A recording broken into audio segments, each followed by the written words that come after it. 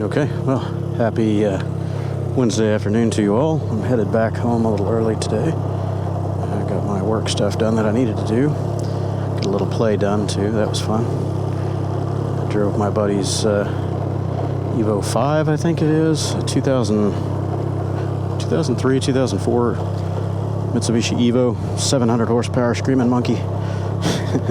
Drove it up to a shop up in the northwest corner of Houston for them to take a look at it. And my diagnosis, I'll have you know, was correct. Not my first rodeo. It was a bad IAS, idle air sensor, idle air control, IAC, I guess is what it is. So idle air control motor was toast from overheat and not working properly. The guys diagnosed it and sent a picture about an hour after we left there. So I'll post that video separately. It was entertaining. It's a lot of fun to drive that thing. I haven't driven a Evo or my Galant or anything in a while. So that's done. And then after we finished that, we did a work stop, took care of a customer, and then headed over to a local Aprilia dealer here in town. And I am the very first person in Houston, at least, possibly in Texas, to put a pre-deposit down on the new Aprilia RS 660. So we don't know when it's coming. We don't know what the MSRP is yet, but I've got a binding, non-refundable deposit on that bike for a tidy little chunk of change. So there's no backing out now. It's non-refundable, buddy. I'm buying that bike. I like that thing. That's pretty slick. It's not a super sport, but it's plenty sporty as far as the specs go. Are you going to go, dude? Or are you just going to sit there and stare at me all day and wait for cars to come the other way? Anyway, so yeah, the new RS 660. I have been lusting over that thing for the last year and a half, or however long it's been since Aprilia started showing the concept bikes and the teasers for it. And now Moto Bob on YouTube has done a walk around the bike and showing it at one of the local auto shows over there in Europe somewhere. And it's just every bit as sexy and delicious as the pictures look. So yeah, I'm going to add that to the stable. I'll probably clear out a couple 3 bikes here in the very near future because I've got too many new ones coming in. I got the Trail Cub, or the Trail 125 as it's now called here in the States. And then this RS 660, so it should be about 3 months apart from each other. Reportedly, we don't know for sure about delivery dates yet. That's going to be 2 new funds for this toy bin. What else? Oh yeah, my channel just surpassed 2 million views a couple days ago. I've got a neat little app called TubeBuddy, and I went and looked at my awards and achievements, and that one popped up in there just the other day. 2 million views. It's over 2 million views now. It's pretty cool. Little old me. 2 million views. So my plans for that RS 660, very unlikely that I'll be doing track days with it, but I might. I don't know. It's so pretty, and it's not an expensive, or not an inexpensive track toy. So I certainly wouldn't want to ride like I like to ride out on the track, you know, pushing the limits, and lay that thing down and geek up the plastics on it. That ought to be a heck of a fun bike. And reportedly, according to all the rumors and magazine reviewers and whatnot, this new motor in the RS 660, I don't know what the code name for the motor is, but it's a little parallel twin, 270-degree firing order, roughly 660 cc's. It's going to be pushing 100 horsepower and roughly 50 pound-feet of torque. That is great for a little 600-ish class machine. That's awesome. And that's 75 horsepower more than the Yamaha MT-07s of roughly similar displacement. That's good stuff. So it ought to be entertaining. It's going to be a high compression motor, 13.5 to 1. rev ceiling on it's relatively low. It's essentially the RSV4 motor cut in half, but then they lowered the rev ceiling so they didn't get into all the parasitic losses at high RPM, 13, 14,000 stratosphere. super screamy. But yeah, I think it's still 10.5 red line, so it'll get up there and breathe. So anyway, this motor, reportedly, Aprilia is going to be putting into a Tuono 660 naked bike and also an adventure style chassis. So that would be interesting. And apparently the plan is they're just going to change out the camshaft, ignition timing, stuff like that to kind of tune the motor more toward what its intended platform is. So, less top end and more torque, down low, that sort of thing. So we'll see. Gotta let me out, people. Guess I'm gonna have to make a spot.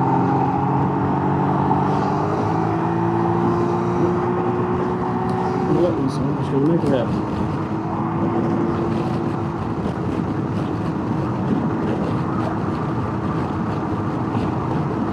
Oh yeah, so back to my plans on the RS660.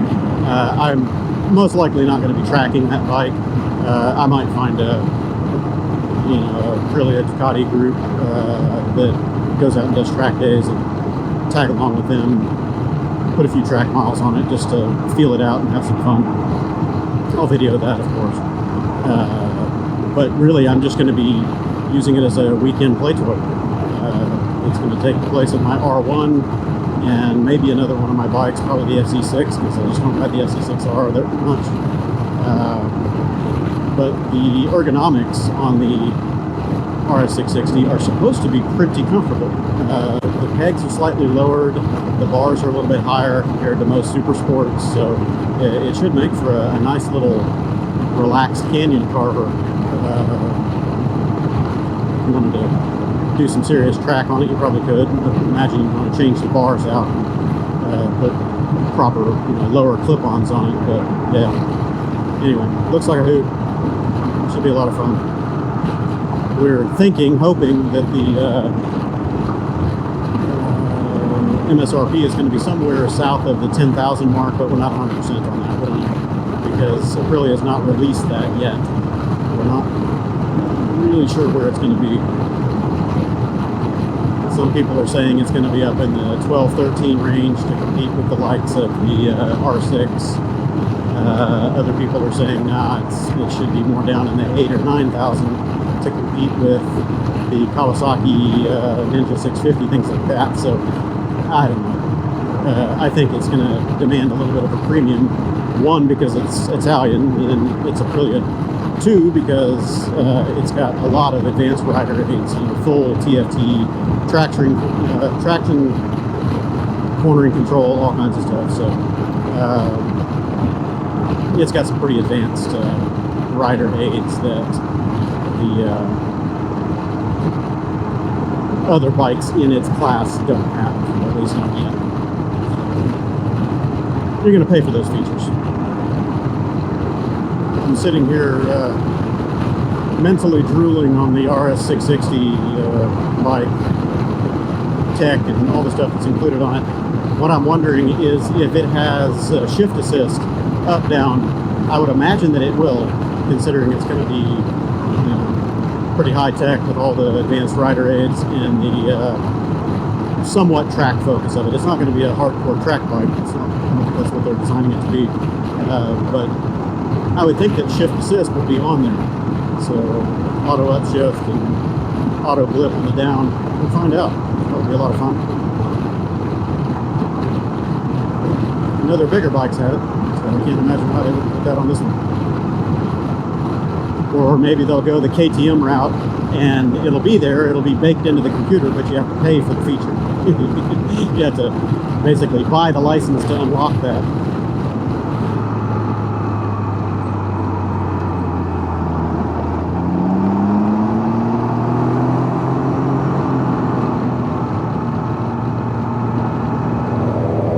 Temperature's still really nice today. It's only mid-70s, like 77, I think.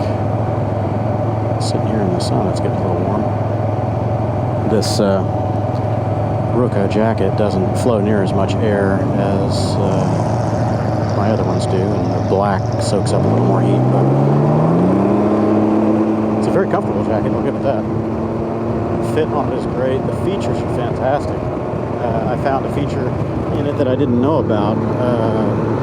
The inside hidden breast pocket that's on the left side, just inside the zipper, has two compartments in it. It's really cool. It's got, the big, larger compartment, and then it's got a little stitched-in smaller compartment for sunglasses or whatever you want to keep separated from everything else. Neat little touches throughout the construction of this jacket. It's pretty neat. The only thing that I can't quite get used to is the backward zipper on these things. Europeans put their zippers on the opposite sides as we do. This quad lock mount is interesting. It's definitely shaking the phone around a whole lot more than it used to, but those vibrations are smoothed out, they're softer. Probably not getting near as high a G loads on the phone. Decided yet if I like it. But this is a pretty extreme case, the Ryker is very rough in the handlebars. So, washboard. Man, it's so nice today. I'd just like to go for a ride. Got a couple of little work things I need to tidy up here at the house, just remotely, but I might go out for a ride this afternoon. It's really nice. I'm going to be working all day tomorrow and all day Friday, so my chances for going out riding this week while it's really good are getting slim. I think starting Sunday we've got a chance of rain creeping back into the forecast. Ooh, nice car. Yeah, buddy. That's a pretty rare bird.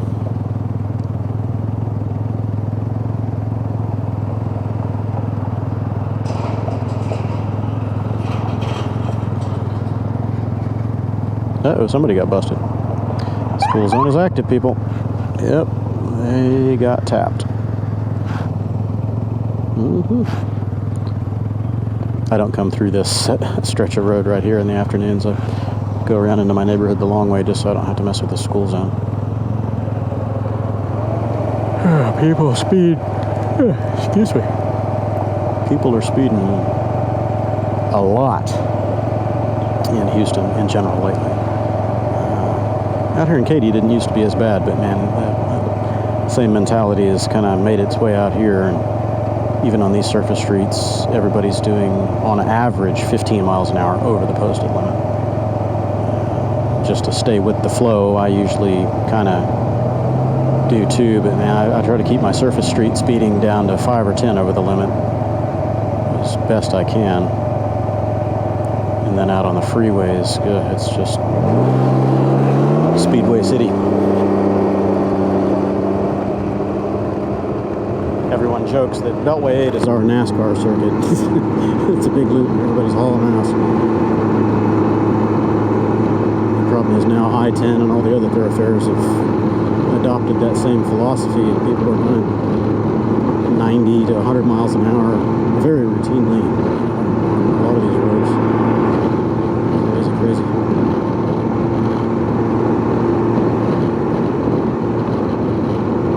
And I'm no choir boy. I've said that many times. I speed, I ride fast, drive fast, but decisively. I'm a type A, and I know where I'm going before I even sit down or turn the key. I know where I'm going, so I don't dawdle about. But there's places that you speed, and it's reasonably safe, questionable, but reasonably safe. And then there's other areas you just don't do it. Neighborhoods, parking lots, school zones, just don't speed there, period. Don't ever do it, period. Just don't know what's going to jump out in front of you. So I'm interested to see how the video footage comes out today. The new camera settings. I'm really curious to see how the in-car POV ride went in the Evo Lancer, because I want to pull the gauges out and everything's in 4K, so I'm not sure how that's going to work. Let's see. I'll probably go ahead and edit and try to post that one today, because it's not related to any of my other videos, you know, motorcycle centric or trip centric, so there's no chronology to keep up there. Anyway, home again. And I will catch you all tomorrow. Thanks for tagging along. Hey, Grace, you gonna howl? Howl for me. Come on. Huh? Come on. Howl. Oh, good girl.